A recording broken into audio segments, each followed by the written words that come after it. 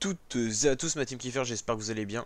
Aujourd'hui pour cette nouvelle vidéo, on se retrouve pour la présentation complète de la Ligue des Nations de l'UEFA. Troisième année consécutive que cette compétition va avoir lieu, donc c'est la troisième compétition.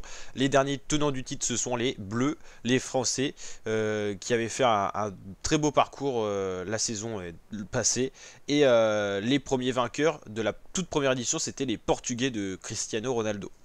Donc on va regarder un petit peu toujours le fonctionnement pour ceux qui connaissent pas trop, et on va regarder tous les groupes pour ceux qui connaissent un peu plus déjà.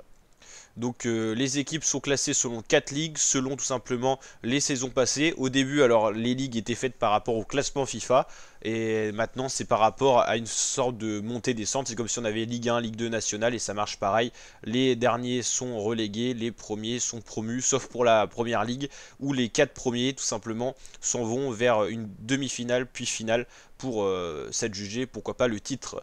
Donc dans la Liga, la meilleure ligue, donc là où il n'y a pas d'équipes qui sont promues au-delà, les 4 premiers, donc de groupes de 4 comme à la Coupe du Monde, s'en vont donc vers les demi-finales. Voilà. Les deuxième et troisième sont maintenus et les quatrièmes sont tout simplement relégués dans la Ligue B. Donc la France, elle est dans le groupe 1.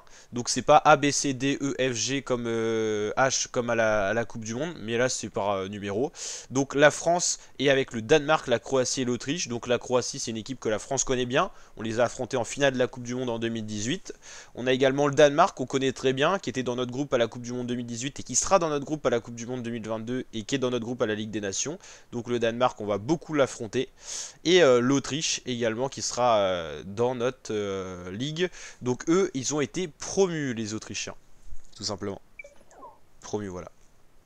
Donc premier groupe, au final le groupe de la France paraît plutôt abordable pour les Français, bien qu'il faudra se méfier quand même, mais c'est plutôt pas mal quand même. Donc je vous rappelle qu'il n'y a que les équipes européennes, hein, 55 équipes en tout.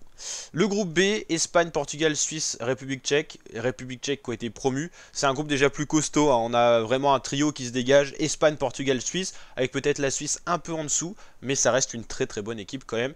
Et c'est vrai que Espagne-Portugal, ça va envoyer des très belles affiches, hein. La Ligue des Nations était faite pour redonner un peu d'importance aux matchs amicaux, donc pour les supprimer parce qu'ils n'avaient pas de réelle importance. Il y a toujours des matchs amicaux, mais c'est souvent des matchs amicaux maintenant de préparation à la Coupe du Monde, de préparation à l'Euro et pourquoi pas de préparation à la Ligue des Nations. Voilà. Après, on a le groupe 3 qui est chargé aussi, Italie, Allemagne, Angleterre. Là, c'est un groupe à 3 têtes. Et la Hongrie qui a été promue. Et la Hongrie, c'est une équipe à pas sous-estimer. Rappelez-vous à l'Euro 2021, du coup, ce que la Hongrie avait posé comme problème à l'Allemagne ou encore à la France, quoi. Et on a le groupe 4 avec Belgique, Pays-Bas, Pologne, Pays de Galles qui ont été promus, les Gallois de Gareth Bale. Donc au final des beaux groupes, peut-être le groupe de la France, peut-être le groupe le plus abordable, avec vraiment un groupe 3 très costaud, groupe 2 je dirais en deuxième position, groupe 3 troisième position, et groupe 4 du niveau global je dirais quatrième position.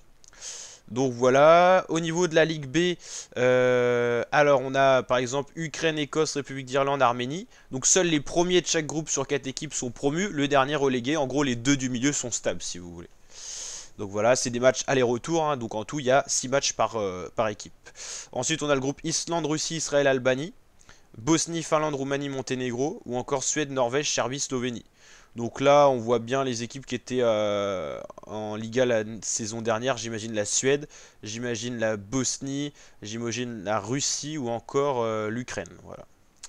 La Ligue C avec la Turquie qui est tombée bien bas, hein, par rapport à son niveau. Turquie, Luxembourg, Lituanie, îles Féroé, Irlande du Nord, Grèce, Kosovo, Chypre, Slovaquie, Biélorussie, Azerbaïdjan, Kazakhstan, Bulgarie, Macédoine du Nord, Géorgie, Gibraltar. Des équipes qui sont un peu plus petites déjà. Et là, pareil, même système. Les premiers de chaque groupe sont promus en Ligue B. Les derniers sont relégués en Ligue D cette fois. Ligue D, elle est petite, hein, on n'a que 7 équipes, Liechtenstein, Moldavie, Andorre, Lettonie, et un groupe A3 avec Malte, Estonie, Saint-Marin. Donc voilà. Donc c'est une nouvelle compétition qui a quand même son charme au final, qui est en train de s'ancrer dans la FIFA. Et donc on suivra ça sur la chaîne YouTube, la team. N'hésitez pas à liker, partager, vous abonner. Je vous dis à très bientôt ma team pour de prochaines vidéos. Allez, ciao!